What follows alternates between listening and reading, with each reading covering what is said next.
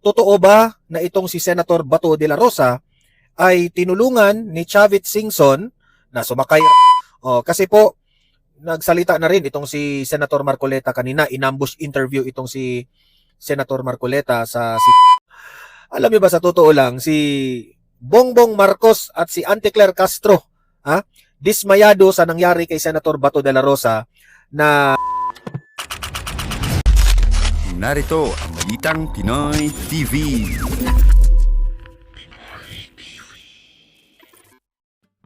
okay. At nandito po tayo ngayon sa ating sasakyan, nagva-vlog at mag-a-update ako sa inyo.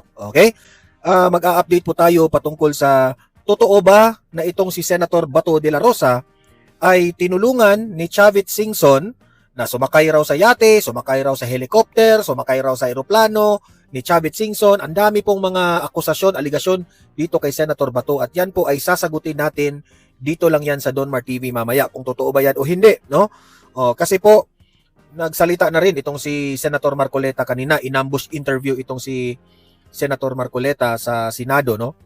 Syempre, itong si Senator Marcoleta, mahilig naman itong mapagbigay naman ito sa mga media. So, kinausap niya yung media kanina. At pinariringgan natin yung statement ni Senator Marcoleta sa mga nangyayari sa Senado, sa impeachment at patungkol ito kay Senator Bato.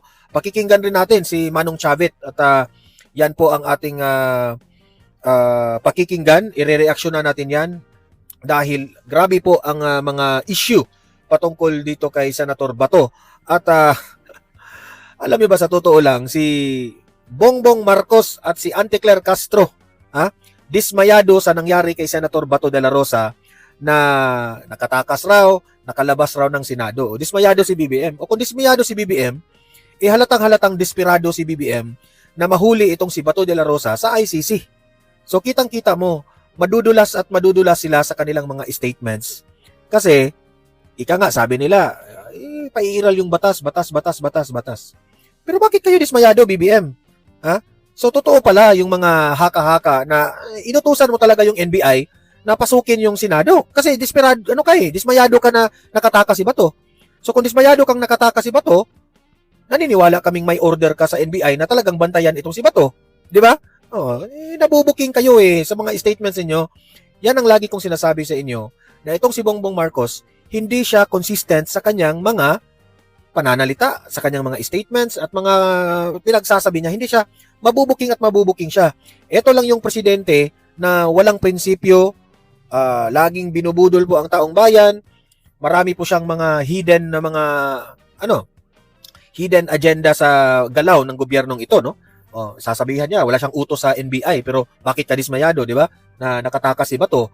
Sa mga ganun na istorya ba, hindi na po bobo ang mga tao, hindi na po tanga ang mga tao, hindi kami pinanganak kahapon na hindi namin alam yung mga galawan mo, BBM. Okay? So, yun po, ang kati-kati ng ilong ko. Yan ang pag-usapan natin ngayon. At yan nga, mag-like and share muna para kakalat ito sa taong bayan. Sa mga hindi pa nakasubscribe, alam nyo no, mag-subscribe na po kayo sa Donmar TV. Kasi po, unti-unti na tayong dumarami dito sa Donmar TV, no? Marami po ditong nakaabang sa ating mga vlogs, araw-araw, mga taga Cebu, Luzon, Visayas at Mindanao. Laging nagme-message sa akin at laging trending na trending yung ating mga videos natin kasi lagi nating ina-update ang ating reaksyon, ating opinion sa mga nangyayari ngayon sa ating mundo ng politika sa Pilipinas. Okay? Heto na nga, no? Pag-usapan natin itong si Auntie Claire Castro at si Bongbong Marcos, medyo dismayado sila sa nangyari kay Bato de la Rosa. Heto po yung balit.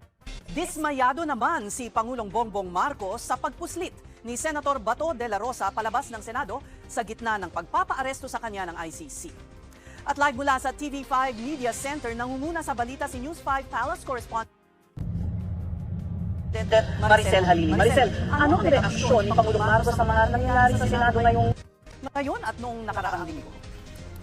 Chef, gaya nga ng nasabi mo, disappointed, dismayado si Pangulong Bongbong Marcos, pero nilinaw nila na hindi raw sa performance ng mga cabinet officials, kundi doon sa mga developments, mga pangyayari sa Senado, lalo na ngayon na nalaman niya na nakaalis na nga ng Senate premises itong si Senador Bato de la Rosa. Sabi ni Undersecretary Claire Castro, ang Palace Press Officer, nakita yung pagkadismaya ni Pangulong Marcos doon sa pagdalo niya sa mga pulong. Makikita daw kasi doon sa asta ni PBBM and yung line of questioning niya doon sa mga ka-meeting niya kung gaano siya kadismayado. Sino ba naman daw ang hindi madidisappoint doon sa pag-alis ni Senador Bato mula dyan sa Senate premises. And ito yung Ito yung komento ko dyan. Kung si Bongbong Marcos ay dismayado sa paglabas ni Senator Bato sa Senado dyan na nakatakas raw si Bato, that means to say, meron kang utos sa NBI na hulihin itong si Bato.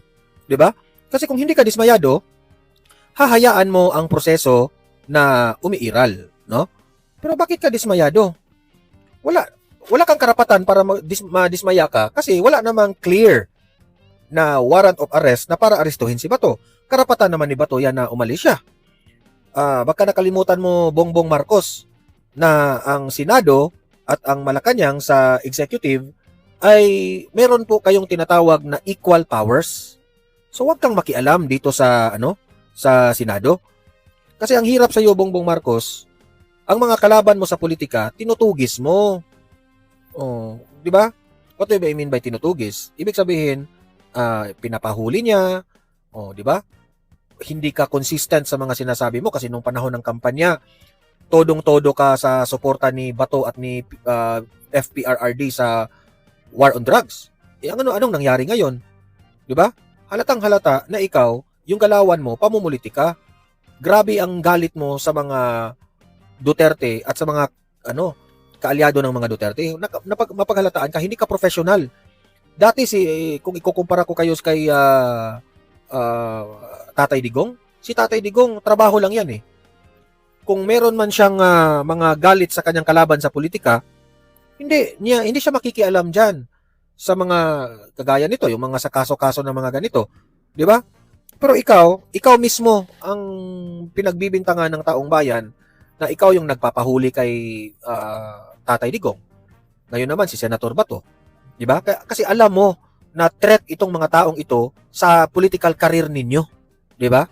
Diyan, nagbigay din ng komento ang Malacanangses tungkol nga dito sa naging pahayag ni Senate President Alan Peter Cayetano na under attack ang Senado. Pagbibigay diin nitong si Yuse Claire Castro kahit kailan hindi inaatake ang Senado at wala rin daw silang nakikitang kabiguan o failure on the part of the National Bureau of Investigation dahil hindi naman daw sila yung pumalpak, hinarang daw sila ng Senado para hindi ma-serve yung warrant of arrest laban nga dito kay Senador Bato de la Rosa. Kaya ang tanong nga daw dyan, pwede ba na mag-interfere ang Senado dito sa paghahain ng warrant? Pakinggan natin yung bahagi ng pahayag ni Undersecretary Claire Castro. Doon sa di umano na pagtakas. Auntie Claire Castro, imberna ka na, no? Stress na kayo ni Bato de la Rosa, no? Tingnan nyo, ha? Tingnan nyo, obserbahan nyo ang mukha ni Auntie Claire Castro. Look at the evil face, oh. Evil smile. Stress na stress si Castro. Oh, bakit kayo stress na stress dyan, ha? Oh, kasi takot kayo na sa 2028. Yun lang ang masasabi ko dyan. Pagkawala, kahit na may protective custody ang Senado, nakakadismaya naman talaga. At makikita mo sa itsura ng Pangulo at kung paano siya magtanong sa mga cabinet secretaries, nandun po yung disappointment. Disappointment. Dismayado si BBM. Yan lang masasabi ko sa inyo. Deserve nyong manlumo dyan. Deserve. Senate siege. Was it under attack? It was not. The Senate Ising sa inyong opinion, it was not attack. Sige nga, ipalagay na natin yung nangyari sa Senado. What if nangyari yan sa Malacanang? Di ba? May putukan na ngang nangyari doon sa Senado? Hindi under attack? Boba ka ba? Boba ka ba, Auntie Claire Castro? Di ba? Kung ano-ano mga pinagsasalita mo, kaya bumababa yung rating ni BBM eh. was not under attack. It was only the statement made by Senator Alan Cayetano. As far as the government is concerned, Senate was never under attack. Ay, nagtagumpay tayo ha, na-imber na. Naggalit si Auntie Claire, dismayado si BBM. Yes. Tuwang-tuwa kami dyan kasi nagtagumpay kami. Maricel, ano naman ngayon ang plano ng Malacanang at may mensahe ba ang Pangulo kay Senator Bato? Oo, Ses, mukhang may paghamon ang Malacanang dito kay Senator Bato de la Rosa. Na kung talagang wala naman siyang kasalanan, mas maiging magpakita na lamang siya kaysa yung umalis siya doon sa Senate premises tapos wala naman din tayong idea kung nasaan ang kanyang lokasyon. Meron ding pasaring etong si Yuse Claire Castro dito kay Senator Robin Hood Padilla na napabalita nga nakasama raw ni Senador Bato nung oras na umalis siya dyan sa Senado. Ang problema rin dito kay Auntie Claire Castro, mahilig sa chismis. Mahilig siya sa chismis na wala man siyang anong tawag doon, resibo o ebidensya na makapagpatunay na talagang tinulungan ni Robin Padilla si Bato na makatakas. Chismis lang eh. Pero, if you are professional na pagka-PCO dyan, hindi mo yan sasabihin. Pero sa pagkapalingkera mo, sinabi mo dyan, in front of the media, kaya nga nakakahiya ka eh. Bakit ka naging, dapat nito nga, ano na ito, tanggalin na ito ni BBM. Kung gusto mo, BBM, na tataas yung rating mo, tanggalin mo ito babaeng to. Tanong kasi ni Jose Castro kaya Senador Robin, bakit dati raw bago siya maupo sa isang posisyon sa gobyerno, ang tono niya dapat irespeto at igalang ang pag-i-issue ng warrant of arrest at sundin ang inisyuhan kung anong nakasaad doon. Bakit daw ngayon na ang pinatutukuyan na ay yung kanyang kaalyado niya si Senador Bato de la Rosa, parang naiba na yung tono. Narito ang sinabi ni Jose Castro. Mas maganda po na bilang dating PNP chief at alam naman po niya na may valid warrant of arrest na inisyong ICC at katulad ng sinasabi dati ni Senator Robin Padilla, kung walang kasalanan, lumabas. Dito Kung walang kasalanan, lumabas. Yung mukha talaga ni Antikler, kontrabida talaga. Alam mo, Antikler, hindi ka na sana mangingialam dyan sa nangyari sa Senado? Sa totoo lang, no? Yung mga pinagsasabi mo, hindi naman yan opinion ni BBM. Ikaw pa naman yung spokesperson ni Bongbong Marcos, pero nagko-komentaryo ka bilang yung sarili mo na, 'di ba? And it annoys the Filipino people na nagagalit na ang taong bayan kasi nandyan ka 'di ba? Nakakairita. Kaya ang daming galit sa Malacanang sa totoo lang dahil sa iyo. kita niyo kung sino ang may respeto sa isang institusyon at sino ang hindi rumispeto sa batas. Ang kita mo nila sa kanilang mga mukha na na talaga sila, yung desperado at stress na talaga sila. Kasi hindi nila nakuha si Bato At Maricel, ngayong nagtipon na bilang impeachment court ang Senado para litisin si VP Sara, ano naman ang stand ng Malacanang sa isyong ito? Alam mo, Ses, hindi pa rin nagbabago ang posisyon ng Malacanang tungkol sa issue na yan. Hands off pa rin daw si Pangulong Bongbong Marcos sa usapin ng impeachment. Nasa mandato daw yan ng Senado. So ipinagpapaubayan na nila sa ating mga mababatas ang paghihimay at pagbusisi tungkol dito sa impeachment case na isinampala. Yan na po ha.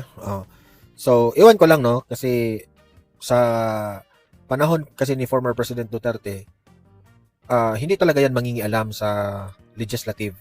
Ang executive, focus lang yan sa mga execution nila sa mga ahensya ng gobyerno kung ano yung problema. Pero mapapansin mo, mahilig talagang namumulitika itong executive itong Malacanang Hayaan na natin kasi ano naman talaga nakakahiya naman talaga itong administrasyon na ito. Ganyan naman talaga ang ugali nila. Ako, I believe, no? Hindi na ito mananalo sa 2028, okay? So, next is, punta naman tayo dito sa statement ni Senator Marcoleta sa mga nangyayari po sa impeachment, sa magiging impeachment trial sa House of Representatives, sa Senado, at sa kung ano-ano na ang mga nangyayari dyan sa mga kodita, sa Senado, di ba? Kasi gulong-gulo ang Senado ngayon Ito, pakinggan natin si Senator Marcoleta. Makakalendar naman yan. Sana hindi masyadong madugo para yung aming legislative work tayo magawa pa rin namin. Sana mabalansin natin. May mga lumalabas na pong mga anggulo ngayon na ito ay fourth lead na ipabasura ng impeachment court. Nakita mo naman kabaliktaran na nangyari. Di ba? Huwag kayong maniniwala sa mga chismoso at sa mga intrigero. Yan number one rule. Ano ba? Hindi po ba na-invite yung mga prosecution panel? Kasi we heard nandito lang sila sa vicinity ng Senado. Wala pa yung unang administrative matters muna. Formalidad. So nag-take out yung presiding officer. Primero nag-ano yung impeachment court, na-organize na, nag-take out kami. So binigyan ng summons, 10 days yun. All these processes must be observed. Pagkatapos kung nanaisin ng prosecutor na mag-file ng reply, they're given 5 days within this to do so. Pagkatapos kung mayroong pre-trial, kung gusto ng partido ng pre-trial, kasi kamangan ng regular courts, kung wala gusto nila mag-pre-trial. Yung pre-trial kasi is a stage where some parties may want to stipulate something para mapabilis natin, para hindi na masyadong matagal. Kasi gusto lang naman natin makita rito yung matapos natin ng walang masasabi ng taong bayan. Sir, calendar days, pag nilinaw lang po, is kasama po ang weekend ganito. Simpleng pagbilang ng araw lang po ba yung 10 Talagay ko, yun ang calendar nakalagay days? kasi hindi niya dinistinguish. So calendar days, 10 araw yun. 10 araw na malinis, tuloy-tuloy. Kasama ang Sabado at Linggo. Pero hindi pa naman naibigay yung summons, di ba? Yan, kasi yung notice ng, yung writ ng summons kasi ipadadala yun at least 3 days before yung takdang araw na magsisimula. Anong stage po nung impeachment trial yung haharap na si VP Sara? Pagkatapos na, siyempre, ma-connect yung issues. Ito nga, iba sasagot muna siya. Kung gusto naman ng House na mag-reply, 5 days sila. So, and then, Doon tayo mag-uumpisa na. Sir, magandang hapon. Kayo ba ulit sa Parang kilala kita. Kayo ba ulit sir sa Blue Ribbon? And anong future ng flood control probe under the new leadership? Sir. Ano ba yung Blue Ribbon? Yan ang ano eh, no? Yan ang pinakahihintay nila, di ba? Let's not preempt the Senate President. Nasa sa kanyang mandato. Kung anong call niya, di ba?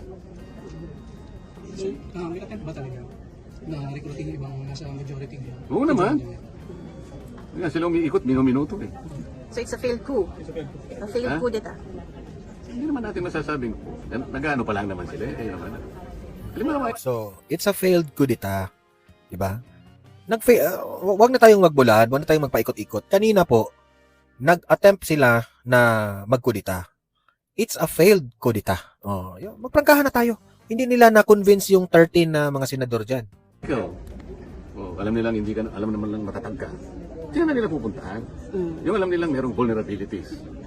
Yung pwedeng takutin. Diba? Kaya lang, ewan ko kung matatakot nila. Alam mo sabi ko sa mga kasama ko. Ito sabi ko, I just said to paraphrase what Senator Camille said on Wednesday night. Kasi nakita niya talaga, na-experience namin kung ba't kailangan gawin sa Senado. They have desecrated the Senate crowd. Hindi nangyari sa buong kasaysayan. Sabi ni, hindi ko nasasabihin yung sinabi niya. Pero ipaparaphrase ko.